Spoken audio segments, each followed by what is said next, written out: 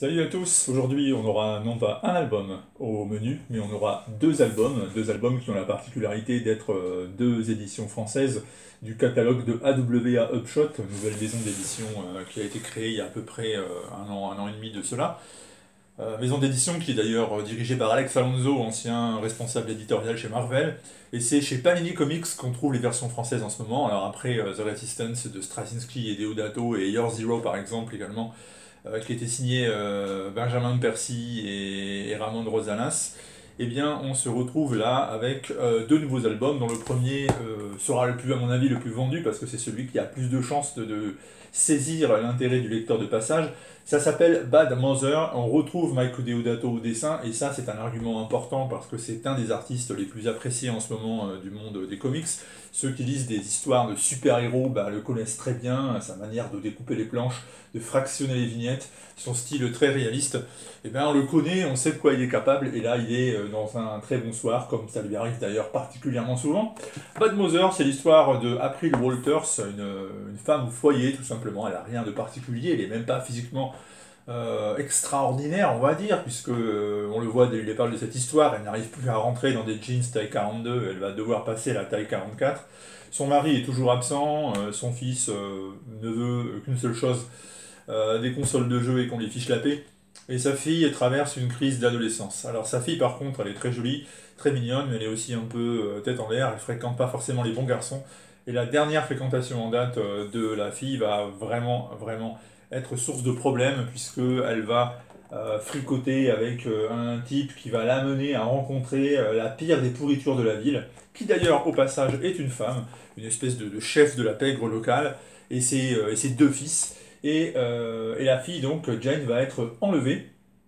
Et à partir de là, April va se découvrir des ressources insoupçonnées pour mener l'enquête, pour savoir ce qui s'est passé, sachant que même la police, dans ce petit village bien tranquille des States, eh ben, est de mèche avec les grands méchants. Et donc, April, tout simplement, est seule. Voilà. Elle n'a personne d'autre pour l'aider qu'elle, que ses propres ressources, que son ingéniosité. Et c'est la manière dont elle va remonter le fil de l'histoire et laisser libre cours à la violence intérieure qu'elle ne soupçonnait peut-être même pas. Tout ça, c'est le sel du récit écrit par Krista Frost, qui est une romancière de polar à la base, et là qui fait vraiment du bon job. C'est une histoire qui est bien écrite et rapide, hein, ça se lit assez vite. À partir du moment où on rentre dedans, on est happé jusqu'à la fin. C'est un peu comme si on faisait tomber un domino. Et bien vous avez la succession des dominos qui tombent jusqu'au final explosif. C'est, ma foi, une bonne surprise. C'est vraiment une lecture qui vaut la peine. Donc moi je vous recommande Bad Mother en ces vacances de juillet-août. Vous serez vraisemblablement pas déçus à mon avis, donc allez-y, ça c'est recommandé. Et le deuxième album, alors vous avez vu, je pose l'album sur la table, mais en fait j'ai mal à l'épaule, je viens de me faire le vaccin pour le Covid, et je peux pas lever plus l'épaule que ça quasiment. Donc si ça vous arrive, sachez que c'est normal apparemment, en tout cas moi ça m'est arrivé. American Ronin, c'est le deuxième album dont on parle aujourd'hui, c'est signé Peter Milligan. Alors Milligan en général, il écrit des histoires un peu emberlificotées, c'est pas très simple d'accès. Alors là encore, il s'agit d'une histoire de grandes corporations financières qui dominent les enjeux sur la planète. Bon, on n'est pas très loin de la réalité.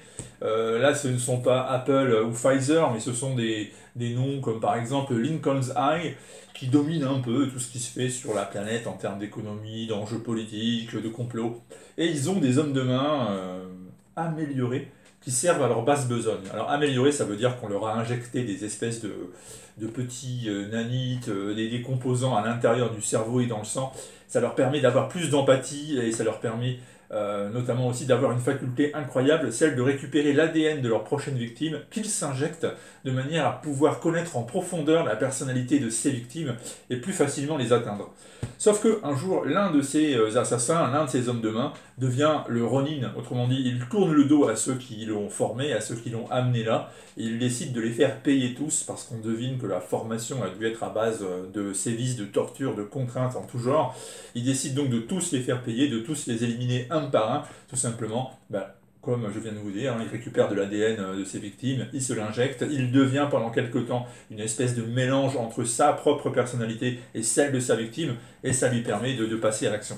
Alors c'est vraiment de la science-fiction on va dire, haletante, breathtaking, comme disent les Américains. C'est dessiné par Ako, un artiste espagnol qu'on a déjà vu par exemple chez Nick Fury récemment. Alors il dessine très très bien, hein, moi j'aime beaucoup son style. Il a une tendance à multiplier les petites cases qu'ici il réussit encore à maîtriser d'ailleurs parce que très souvent en fait il adapte son style à du comics plus traditionnel. Mais voilà, moi j'aime beaucoup ce qu'il fait, hein. C'est là aussi un style assez réaliste. Et là aussi truffé de détails. Il n'y a aucune planche qui est en dessous d'une autre. Il a une ingéniosité également dans la manière d'instaurer des ambiances qui est vraiment remarquable. Très bien ce Hako. Moi je vous recommande American Ronin. Alors par contre c'est plus compliqué d'accès que Bad Mother. Ça veut dire qu'il va falloir s'accrocher pour tout suivre. Notamment aux alentours du troisième, quatrième épisode, quand l'histoire se complexifie, quand le Ronin trouve un grand ennemi à combattre. C'est du Peter Milligan, donc il faut quand même avoir l'esprit assez ouvert, aimer la science-fiction, aimer les concepts un peu rocambolesques. Mais si vous rentrez dedans, eh bien, vous n'aurez, à mon avis, aucun regret parce que c'est là aussi une sorte de récit qui vous pousse vers une conclusion apocalyptique. Alors, la différence entre ça et ça aussi, c'est que ça, c'est un seul volume, donc il n'y a pas d'autres volumes prévus.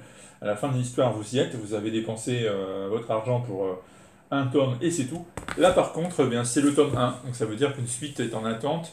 Alors, elle n'est pas encore parue aux States, mais évidemment, ça ne saurait tarder. Donc, si ça vous plaît, sachez que ça va continuer. Puis, si ça vous plaît pas, bah, écoutez, au moins, vous aurez tenté, et puis, c'est déjà ça. Voilà.